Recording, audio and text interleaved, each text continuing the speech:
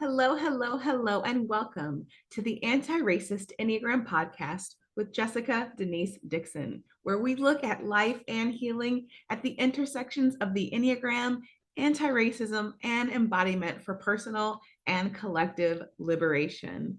Let's go. Not trying to get by. Trying to get by. I'm trying to get free. Trying to get free. Hey, and welcome back to another episode. And in this episode of the podcast, I kind of want to chat a little bit about what the Enneagram has to do with collective liberation. So, a few months back, I wrote a post about how it's really hard for me to fully trust white people who are not doing their own embodiment work, their own nervous system work around whiteness and white supremacy. And in that post, I talked about the importance of dismantling from our nervous systems things like individualism and things like urgency. And this post got a lot of traction, a lot of reshares. And someone said, well, individualism, why would we dismantle that? Isn't that what minorities want? Don't minorities want people to see them as individuals? And I'm like, that's not what individualism is. Seeing someone as an individual is not the same as individualism. And I think that there's a really important distinction here that we have to be able to talk about if we're going to talk about what liberation is. So, what is individualism and what is individuation? Because I think that that's an important distinction, right? Individualism is this delusion that we're separate, that we're not connected, and that somehow our needs are in competition with one another. There's a delusion here, like a lie that we tell ourselves, that our thriving and our suffering is not linked. Here, there's a focus on individual interests, being actually much more important than collective or group interests.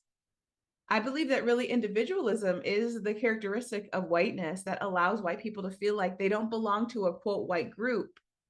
Even though everyone else is part of a group, white people get to stand on their own and be individuals, while everyone else from a different group is representing their race or whatever their identity is. And no matter how much proximity to whiteness a person of color might have, or that they still are part of that group. So people of color often have to they're often in this dance between, can I be who I really am, or do I need to show up in a way that will make me pleasing to whiteness? I think that it's something that happens consciously, because whiteness can be violent. Whiteness as a construct that white people uphold violently. Yeah. So here with with individualism, there's a denial of our interconnectedness, of our interdependence.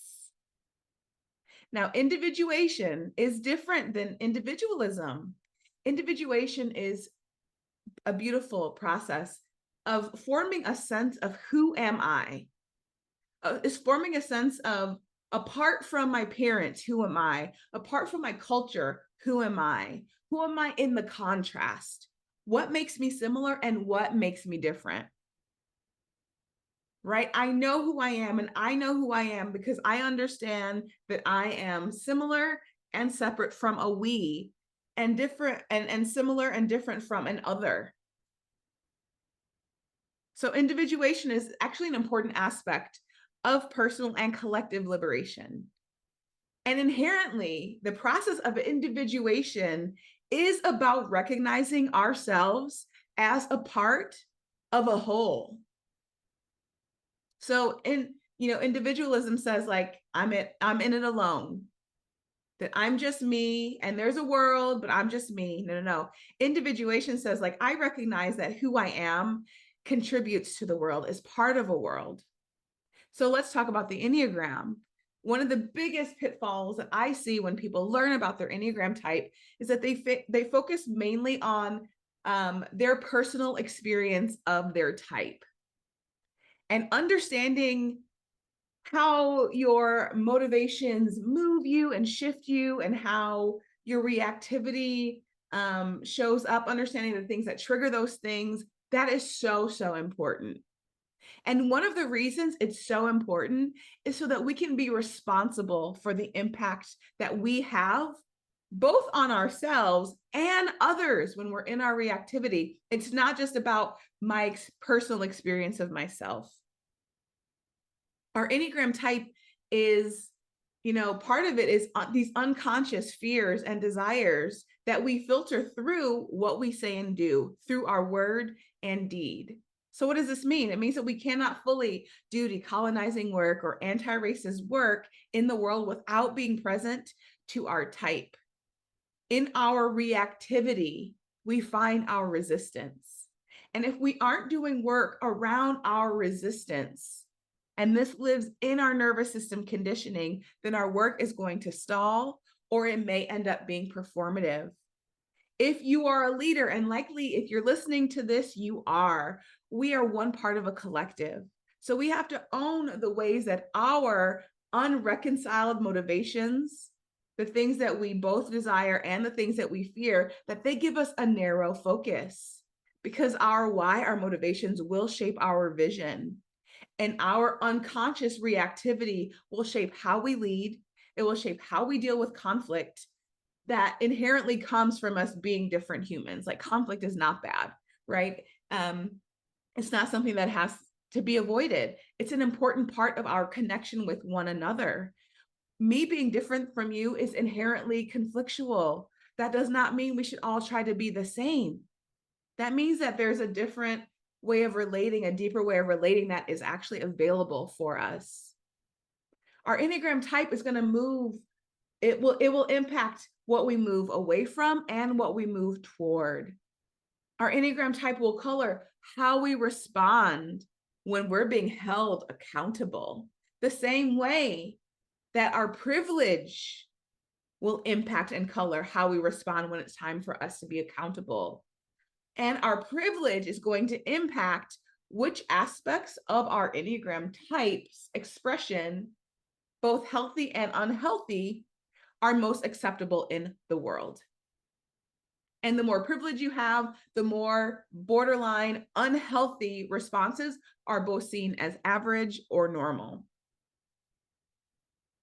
Whereas often, if you're a person of color, you have a, systemically, historically marginalized identity. If you have a reaction that may be less healthy, you are seen as a problem.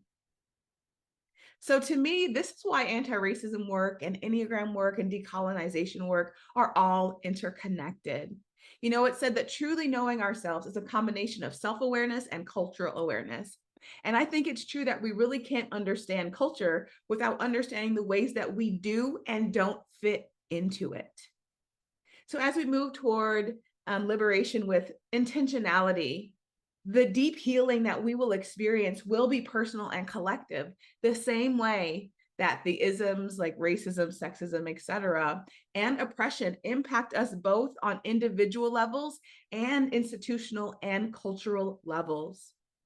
When I think about what a good leader is, it's someone who is embodying their own self-leadership, who is doing the work. And from this embodiment work it spills over, it overflows to the people that they are leading. Right? People who play the role of a leader make me sick to my stomach. And I say that with gentleness, knowing, or with compassion, maybe not gentleness, maybe not gentleness, but I say that with compassion, knowing that many of us have been taught to play the role of leader. We've been taught to look to a specific person and kind of copy or modify their leadership style, because that's what the societal picture of success is. Many of us have been taught that. And so I want to acknowledge that the best leader that we can be is the person that we fully are, is being ourselves, fully, fully. To me, there's a real deep, beautiful authenticity that comes from choosing to be conscious of our patterns and choosing to live consciously, knowing that those are two different things, that having consciousness is not the same as living with consciousness. And I believe that really this is white supremacy has shaped this for us.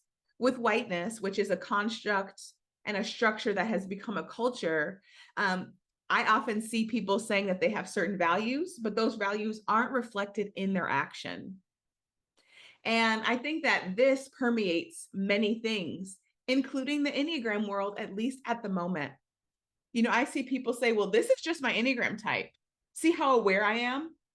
And it's about something that's like a maladaptive habit or pattern. And I wonder, like, okay, like, what's the point in knowing? Like, so you can wield it to hurt people? Is that the point? No, the point of knowing is to be responsible for it. Awareness doesn't always lead to accountability. That is something that each of us has to choose for ourselves.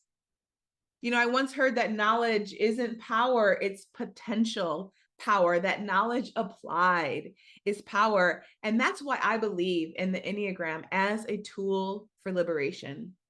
As we do the work to free ourselves from the narrow perspectives that our type gives us, when we heal our nervous system sensitivity that says if we color outside of the lines that our type has for us, that we might die, there's really more space for everyone to be free. So thank you. Thank you for listening, and thank you for choosing this journey. My hope and my prayer is that you would love, that you would find a deep intimacy and love for the things about you that your Enneagram type has told you aren't welcome. My hope and prayer is that you would reclaim the things that supremacy culture has tried to take from you that are your birthright.